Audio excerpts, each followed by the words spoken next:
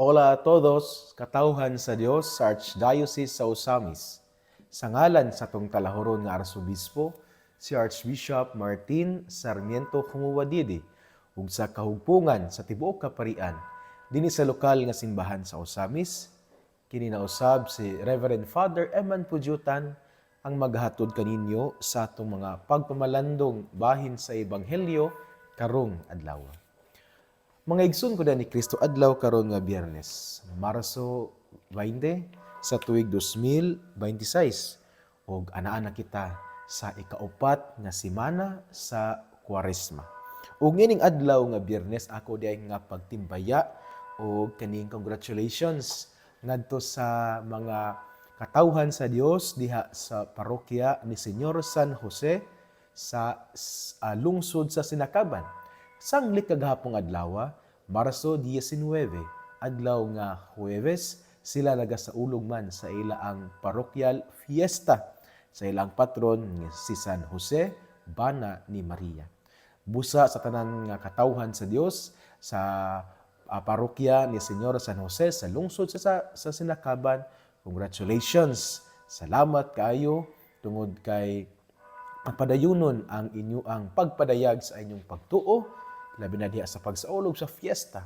Ug salamat usab ngadto sa ilang Padre Cora, si Reverendo Padre Juniver Ondo Roma, nga mao ang nagiya sa katawhan padulong sa Ginoo diha sa parokya ni Señor San Jose sa Sinakaban. Father Ondo, salamat kayo sa imo ang pag-abi-abi, salamat kayo sa maanindot na kasaulugan sa fiesta. Salamat usab sa mga pagkaon nga gisaluhan no, sa tanan labi na sa mga kaparian. Busa, congratulations kaayo. Ako day usab nga kanibitong belated nga birthday greetings. Golden Boy, no? Ika 50th birthday ka ni adtong 18, Marso 18 adlaw siya nga Miyerkules ngadto kang Reverendo Padre Fernando Diding Aguilar Jr. Nagasaulog siya niadtong Marso 18, 2026 sa iyang ika-50th birthday, the Golden Boy. Busa kang Father Diding, salamat kaayo sa invitasyon. Kaya ngadto man mi salamat kayo sa invitation nga maka-appeal no, nga makaduyog kanimo diha sa imo ang kalipay sa 50 ka tuig nga gihatag sa Dios kanimo gasa sa kinabuhi. Busa Father Diding, salamat kayo na padayon sa pagkagasa, padayon sa imo ang pagkabuotan, padayon sa imo ang pagkahimo nga modelo og inspirasyon diya sa katilingban. Labi na sa mga parokyano sa parokya ni Señor San Isidro Labrador sa lungsod sa Calamba. Ako day usab nga pagtimbaya mga igsuon sa tanan nato nga mga nanilhig diya sa dalan bitaw nga mga street sweepers. Salamat kayo sa inyong kakugi. Kaya niadto magong naging adlaw samtang nagbiyahe, nakalabay ko og kanabitang nanilhig sa dalan o kanibitaw pong kanabitang mag-maintain bitaw sa mga tanom sa dalan no. Salamat kayo sa inyong kakugi. Sayod kami, sayod ako nga dili sayon ang maong trabaho tungod kay nabe ka sa dalan no, ang mga abog, ang mga aso, unya ang kainit pa jud, pero naningkamot in taon tungod kay naaman sila mga inspirasyon nga mao ang ilang mga pamilya. Ingana gyud mga igsuon kung sakto ang atong inspirasyon unya dedicated kita nga mubuhat niini bisag unsa nga trabaho nga disente atog yung buhaton bahalan og lisod kay we have naay naghulat kanato nga atong pakanon mao ang ato ang pamilya. Busa sa tanan nga mga street sweepers, maayong adlaw kaninyong tanan, mag-amping lang unya kamo apil gayud permente sa kasing-kasing diya sa simbahan. Ilabi dinhi sa tuang lokal nga simbahan sa Osamis kay kamo makabantay magita sa mga pamalandong sa tuang arsobispo nga permente magid niya nga itimbaya ang mga street sweepers tungod kay duol gayud sa kasing-kasing sa lokal nga simbahan sa Osamis ug duol usab sa kasing-kasing sa tuang halangdon nga arsobispo ang mga street sweepers kay mao bini sila ang nag-maintain sa kalimpyo diha sa palibot. Mao na nga salamat kayo ninyo o ako nagtimbaya kaninyo karong adlaw mga street sweepers.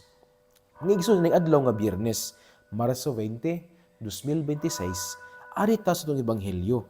Nga atong pagkakutluon, sumala sa ebanghelyo ni San Juan. Dayon ikaw o Ginoo. Human nini, misuroy si Jesus sa Galilea. Dili siya buot musuroy sa Judea kay ang kadagkuan sa mga Hudiyo digto nagtinguha man pagpatay kaniya. Niadtong higayuna hapit na ang pangilin sa mga payag. Sa nanglakaw na ang iyang mga igsuon, ngadto sa pangilin, si Jesus miadto usab, apan wala siya magpasaya-saya. Pipila sa mga tawo sa Jerusalem miingon, dili ba mao kini siya ang ilang buot patyon? Tan-awa, nagsulti siya atubangan sa kadaghanan, apan walay nagsultig bisag unsa bato kaniya. Tungod ba kaha kay nasayod ang mga pangulo nga siya ang Mesiyas? Apan inigabot sa Mesiyas, walay masayod kung tagadiin siya.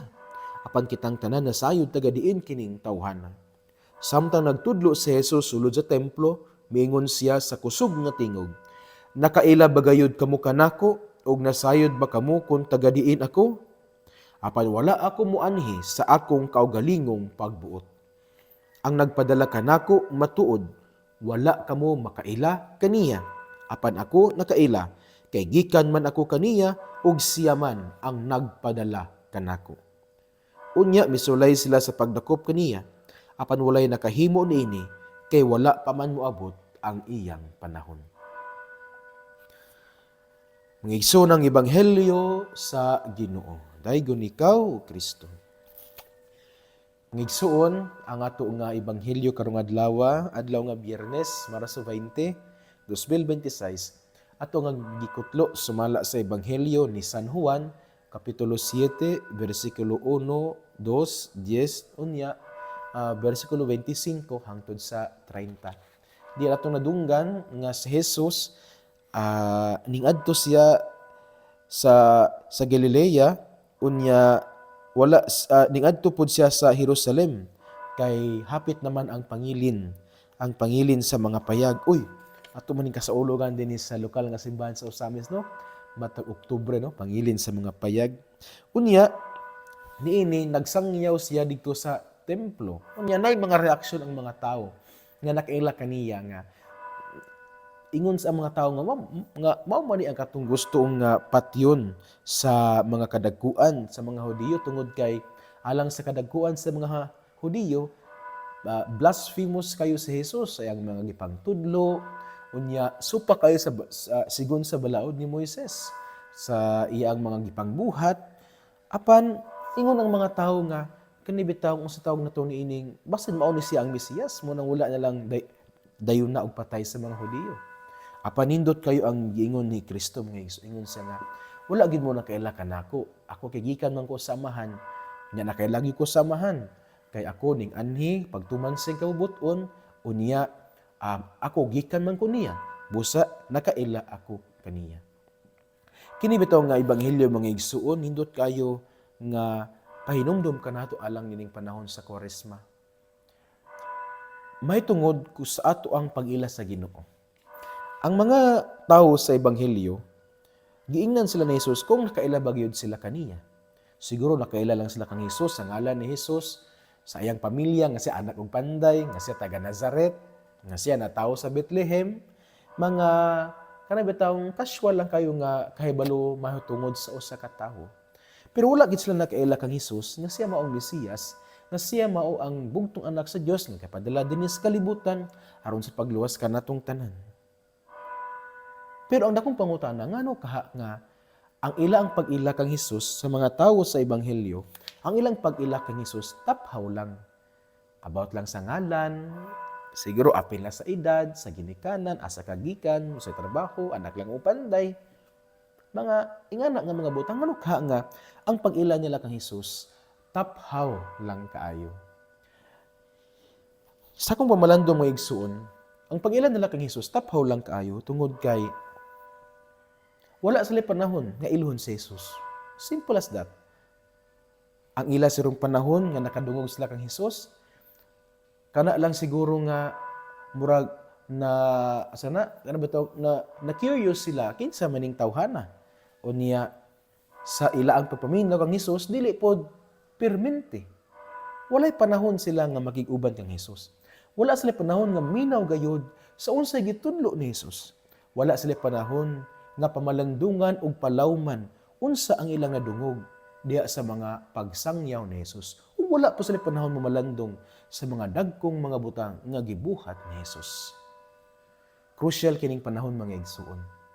Tungod kay diha sa panahon, mas mulaw ang atong pag-ila sa tuig sikat tawo. Diha sa panahon, mas mulaw mga atong pag-ila diha sa Ginoo. Diha sa panahon usab, ato usab nga makatunan ang mga butang ug makatunan usab nato ang paghigugma. Kay lisod man kayo mga igsuon kung wa nay panahon. Diha bitaw sa pamilya no? Kung ang matag miyembro sa pamilya wala panahon sa usag-usa, magkawala man ang koneksyon. Kung wala na panahon, magkawala ang respeto.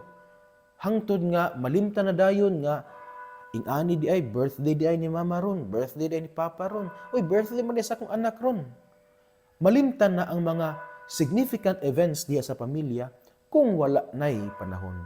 In the same way, diya usab kang Hesus, sanglit ang mga tawo sa ebanghelyo, they had no sufficient time to be with Jesus, and so, wala gid sila nakaila kinsa gayud si Jesus.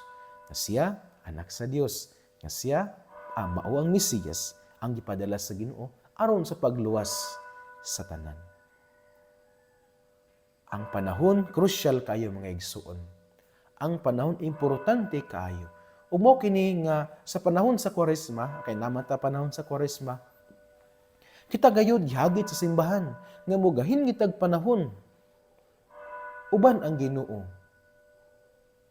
Personal time for prayer. Well, sa pagsimba na to importante kaayo. Pero aside sa itong pagsimba, nabatay laing panahon nga makig-uban kita sa Ginoo, muampo sa simbahan, muampo diha sa Ginoo, kada bitaw mugahin og panahon sa Ginoo. Nakoy kaila nga taga-aluran, well, karon kay retired naman siya. Bilig kay kun niya kana bitaw saludo kayo ko. Tungod kay naman siya sa munisipyo nagtrabaho.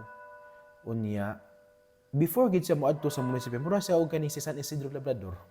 Before gid siya moadto sa iyang sa munisipyo aron nga mo duty, muapit gid siya sa simbahan. Mugahin siya mga 5 minutes, 5 minutes lang sa simbahan. Adto siya sa simbahan, muluhod siya, niya magampo siya. Iyang giampo niya kaya kung siyang istorya kay suod pud may nga higala. Iyang iampo ang iyang asawa, iampo niya ang iyang mga anak, ang iyang pamilya. Unya ang iyang mga kauban sa trabaho. Karon plastar, wala kayo ang iyang pamilya. Plastar na gikay tanan, mga professionals na. Unya nangaminyo na pod, unya giplastar gid sa Ginoo. Makaingon po ko nga ingana gid siguro basta unahon ang Ginoo, na gid ang panalangin. Iplastar gid ang atong kinabuhi kung unahon nato ang Ginoo. My point is, mugahin gid panahon sa Ginoo. Before ta mo duty sa atong trabaho, nabatay panahon nga mohapit sa simbahan, mag-ampo bisag 5 minutes lang. Kung mga unta, nabatay panahon nga mag-ampo. Before ta matulog, nabatay panahon nga mag-ampo. Inigmata nato sa buntag, nabatay panahon nga mag-ampo. Kay kung wala tay panahon sa Ginoo, mahisama gid ta sa mga tawo sa ebanghelyo. Ang atong pag-ila sa Dios, taphaw lang. Dili gayud siya ego. Why? Wala nagpasabot nga wa tay capacity nga mobuhat niini. Nagpasabot lang nga wa tay panahon. Kay kung wa tay panahon mga igsoon, it simply shows that we are not willing. We are not interested. Unya the bottom line, kung patong pagipalawman, wala ta nahigugma. Tungod kay the other face of love is time. The other face of love is time. Ang laing nawong sa gugma, mao gayud ang pagahin o panahon. So, ang hagit ka na to mga igsoon, na sa mga naminaw karon, ang hagit na to karong adlaw mao gayud, gahin kitag panahon diya sa Ginoo. Unsa mga klase nga panahon? Before ta mo duty, hapit ta sa simbahan, sa parokya, mag-ampo ta. Itong iampo na to, ato ang pamilya. Kay usahay, basin ko sugrata maghangyo nga ipaampo nato ang atong pamilya. Uy, Brad, pwede ba nga imong iampo nako, imong iampo, iapil nimo sa imong pag-ampo ang ako ang pamilya? Uy, sis, pwede ba nga palikog ampo bis ako ang anak sis nga hinauta nga mabuutan? Pero kita mismo basin wa ta nag-ampo alang sa ato ang pamilya. Wa ta nag-ampo alang sa inyo ang mga anak, sa inyo ang bana, sa inyong asawa. Kusog kita buhangyo sa uban, apag kita mismo sa itong kagalingon, wa gid ta nakagahin og panahon nga mag-ampo. Dili siya maayo. So, the challenge for us is to have our personal time with the Lord. Before, as ako giingon, before ta mo duty, hapit kita sa simbahan, mag-ampo. Unya, kung makaya, after nga mo duty, pwede po mo hapit sa simbahan o mag-ampo. Before ta mangaon, mag-ampo. After ta mangaon, mag-ampo. Kung musakay kita og mga kanibitang public utility vehicles, well, mag-ampo. Usa siguro sa mga igsoon sa kanibitang ako namalandong ko ba. Usa pod siguro na sa mensahe niya nato ang kagubot nga nasa nati karon sa kalibutan bitaw. Nga atong palawman ang atong panahon nga musangpit sa Ginoo og mag-ampo. Kay usa magud sa atong kinabuhi, muduol na magud ta sa Ginoo kung nagkalisod ta, di ba? Kung nantay problema, dira ta nga time nga suod kita sa Ginoo. Dili man ni ingon nga kaning damgo-damgo lang ni or dili man ni imahinasyon akong istorya, pero realidad maginis kinabuhi nga muduol lang ta sa Ginoo kung nagkaguliyang na nga atong kinabuhi. Muduol lang ta sa Ginoo kung dihado na ta sa atong kinabuhi. Mao pod siguro na usa sa mga mensahe hagit ka nato niining nahitabo nato karon sa kagubot. Nga siguro wa na tay panahon sa Ginoo. Muna nga panahon sa Kwaresma, mugahin gid ta og panahon alang sa Ginoo. Kay sama sa akong giingon nga kung wa tay panahon sa Ginoo, dili na ta interesado sa Dios. Kung dili ta interesado sa Dios, wala nato giila nga importante siya sa atong kinabuhi. Kung wala po nato giila nga dili siya importante sa atong kinabuhi, then we are not willing to be with Him. Unya kung dili ta willing to be with the Lord, it simply shows nga wala kita nahigugma kaniya. Because the other phase of love is time. Ngigsoon ato gini siya nga hinumduman.